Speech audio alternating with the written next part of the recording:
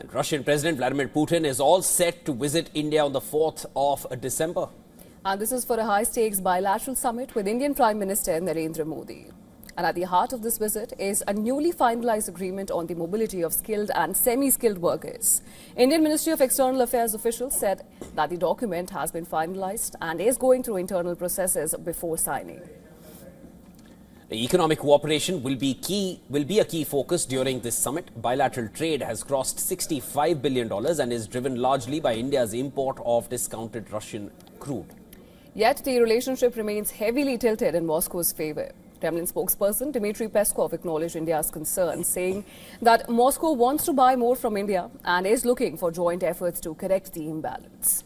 Now, India is pushing for wider access for its marine products, pharmaceuticals, processed food, consumer goods, potatoes and pomegranates, with both sides agreeing to work towards narrowing the deficit. Despite US President Donald Trump imposing tariffs on New Delhi for importing Russian crude oil, Peskov expressed optimism about longer-term ambitions with India.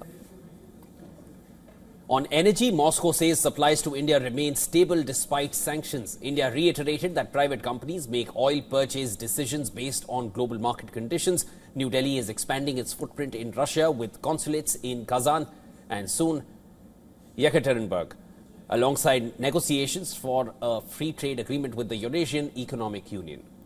During the bilateral summit between the two leaders, talks may also include an additional S-400 missile system and discussions on New Delhi's interest in the Su-57 fifth-generation fighter jet, which the Kremlin spokesperson called the best plane in the world. Civil nuclear cooperation, including compact reactor technology, is also on the table.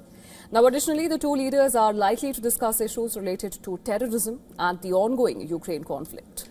Just days ahead of Putin's arrival, Russia's State Duma approved the reciprocal exchange of logistics support pact.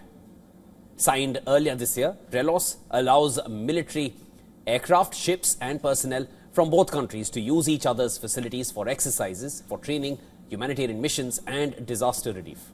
Vladimir Putin praised Russia's rapidly growing trade with India and said that he would continue pursuing a sovereign economic policy.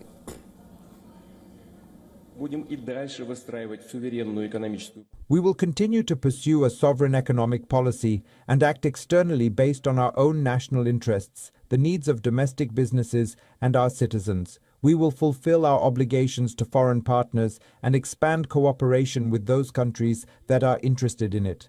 As I have already said, the vast majority of countries act rationally and pragmatically. Over the past 3 years, we have significantly increased.